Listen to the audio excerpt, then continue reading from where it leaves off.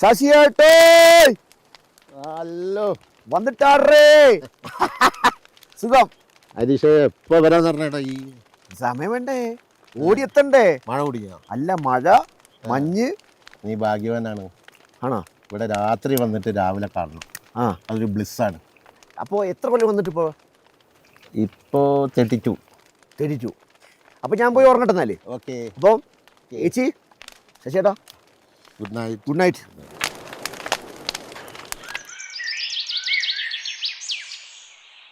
അല്ല 3-3.5 ഏക്കർ നീണ്ടു കിടക്കുന്നതാണ് ശശിയേട്ടൻ്റെ ഈ സാമ്രാജ്യം. അതായത് വർഷം മുമ്പ് കേട്ടോ, 1-2 വർഷമല്ല, 10-30 വർഷം മുന്നെയാണ് മൂപ്പര് ഈ സ്ഥലം വാങ്ങുന്നതും മൂപ്പര് ഇത് ഇങ്ങനെ ചിന്തിക്കുന്നതോ ഒരു നാട്ടിൻപുറത്തേക്ക് അല്ലെങ്കിൽ ഗ്രാമഭംഗിയുള്ള പ്രദേശത്തേക്ക് താമസം മാറ്റുന്നതും ജീവിതം മൊത്തം ഇവിടെ തന്നെ കേട്ടോ. അതായത് എൻ്റെ നാട്ടുകാരനെന്ന് വെച്ചാൽ ഒരു നമ്മുടെ വീട്ടിൽ നിന്ന് 5-6 കിലോമീറ്റർ ദൂരം ഉണ്ടാവുള്ളൂ കോഴിക്കോട് നിന്നിട്ടാ. തണുപ്പെന്ന് പറഞ്ഞാൽ അസഹ്യ തണുപ്പ്, ചെറിയ ചാറ്റൽ മഴ, കൂടെ ഈ മഞ്ഞ്, കോടമഞ്ഞ്, ഒരു തണുത്ത കാറ്റും, ഇതെല്ലാം കൂടി വീശുമ്പോൾ നല്ല ചൂട് കാപ്പി. ഓഹോ.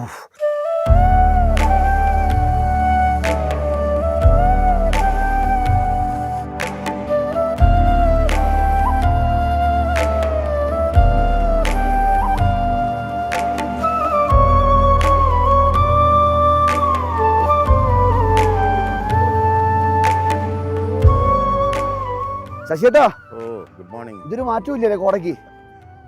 ഓരോ ദിവസം ഓരോ പോലെ ആണോ? പക്ഷേ ഇത് അസാധ്യം. പൊതുവെ ഡിസംബർ ആകുമ്പോൾ ഒന്നിനും കടുക്കൂല്ലേ? ഡിസംബർ ഇത് ഒരു 2-3 മാസം അങ്ങനെ തന്നെ.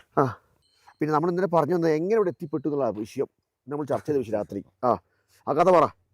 എവിടെ പഠിച്ച? മൈസൂർ. എവിടെയാണ് പഠിച്ചത്? പഠിച്ചത് ഉടുപ്പിയിൽ. അവിടുന്ന് LLB കഴിഞ്ഞു, നേരെ നാട് വിട്ടു.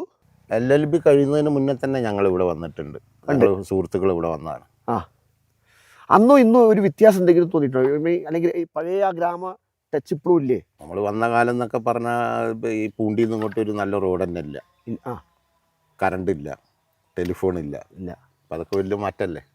കൊടൈക്കനാൽ വരുന്നതോ അല്ലെങ്കിൽ പൂണ്ടി ഇങ്ങോട്ട് വരുന്നതോ നമുക്കൊരു ലൈഫിലൊരു എക്സ്പ്ലോർ ചെയ്യാൻ പറ്റുക അങ്ങനെ തോന്നിയിട്ടുണ്ട്? എന്തെങ്കിലും മാറ്റം? കൊടൈക്കനാലിൻ്റെ ലാസ്റ്റ് വില്ലേജ് പോളൂർ 45 കിലോമീറ്ററാണ്. 45 കിലോമീറ്റർ ഡ്രൈവ് എന്ന് പറഞ്ഞാൽ എനിക്ക് തോന്നുന്നു ഓൾമോസ്റ്റ് ഒരു 6600-7000 അടിയിലാണ് ടോട്ടൽ 45 കിലോമീറ്റേഴ്സ് നമ്മൾ ട്രാവൽ ചെയ്യുന്നു. അങ്ങനെ ഒരു സ്ട്രെച്ച് സൗത്ത് ഇന്ത്യയിൽ ഉണ്ടോ എന്നുള്ള സംശയമല്ലേ. ഈ തുടക്ക സമയത്ത് വന്നപ്പോഴേ കുതിര നമ്മളതാ കുതിര അല്ല, ഇതൊക്കെ നാട്ടുകാരുന്നാണോ? ആണോ? ഐഷ്, എന്തൊരു കാഴ്ചയല്ലേ. ഇത്രയും പ്രോപ്പർട്ടിയിൽ കൂടുതൽ ഹട്ട് അല്ലെങ്കിൽ മഡ് ഹൗസ് ഒക്കെ ഉണ്ടായിക്കൂടെ? എന്താ ഈ 3 നിർത്താൻ കാരണം?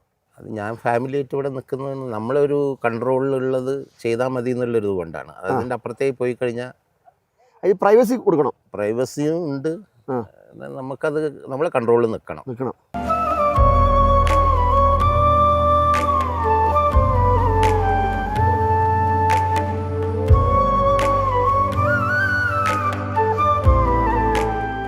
ചേട്ടാ, ഹലോ. എവിടെ? നാട് എവിടെയാ? മലയാളിയാ? അതെ, മലയാളിയാ. ഓക്കെ. പിന്നെ എങ്ങോട്ടാ പരിപാടി? എന്നിട്ട് നീ തിരിച്ചു പോവാണോ? അല്ല, ഇന്ന് ഇവിടെ നിന്ന് നാളെ പോകും. നാളെ പോകുന്നുള്ളൂ. സംഗതി ഇഷ്ടപ്പെട്ടു അല്ലേ? ഇഷ്ടപ്പെട്ടു. ഞാൻ പുള്ളിയുടെ ഇത് പണ്ടേ കണ്ടിട്ടുണ്ട്. അപ്പോൾ റീലല്ലേ?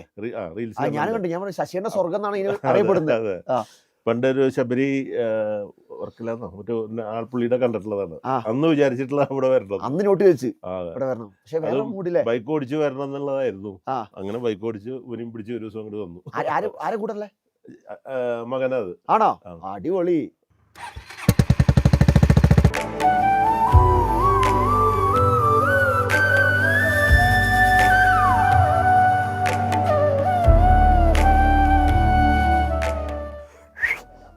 ഈ ഓരോ മഡ് ഹൗസിനും ഓരോ റേറ്റാട്ടോ. പിന്നെ സീസൺ, പിന്നെ വെയ്ക്കൻറ്റ്, അപ്പോൾ ഒക്കെ ചെറിയ മാറ്റം വരും. എന്നാലും നമ്മൾ താമസിച്ച ആ റൂമിന് 2500 രൂപ ചാർജ്, പിന്നെ എക്സ്ട്രാ ബെഡിന് അഡീഷണൽ ചാർജ് കൊടുത്താൽ മതി. രാവിലെ ഇഡ്ഡലി, സാമ്പാർ, ചട്നി, പിന്നെ മുട്ട ബോയിൽ ചെയ്തത്. ഇതാണ് രാവിലെ ഗ്രൂപ്പ് വരുമ്പോൾ കൊടുക്കുക.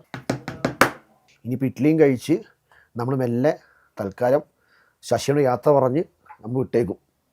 ഇനി അടുത്ത സ്ഥലത്ത് നിന്ന് കാണാം. അത് എവിടെയാണെന്നൊന്നും പറയാൻ പറ്റില്ല. പോകുന്ന വഴിക്കെല്ലാം കാഴ്ചയാണ്. അതുകൊണ്ട് നടന്ന് അങ്ങോട്ട് ഷൂട്ട് ചെയ്യുക. എല്ലാം നിങ്ങളിലേക്ക് എത്തിക്കും. അപ്പോൾ ശശിയുടെ നമ്പർ ഞാൻ കൊടുത്തേക്കാം. ഈ ഭാഗത്ത് അത് കൊടൈക്കനാൽ വരുന്ന ആൾക്കാർ നിർബന്ധമായി തന്നെ പൂണ്ടിയോ ഈ പറഞ്ഞ പോയൊരു ഭാഗത്തേക്ക് എന്തായാലും വരണം. വന്നു കഴിഞ്ഞാൽ എക്സ്പ്ലോർ ചെയ്യുന്ന ആൾ അങ്ങനെ അടിച്ചു പൊളിക്കുക. അപ്പോൾ തൽക്കാലം ഞാൻ വില വിട്ടേക്കട്ടെ.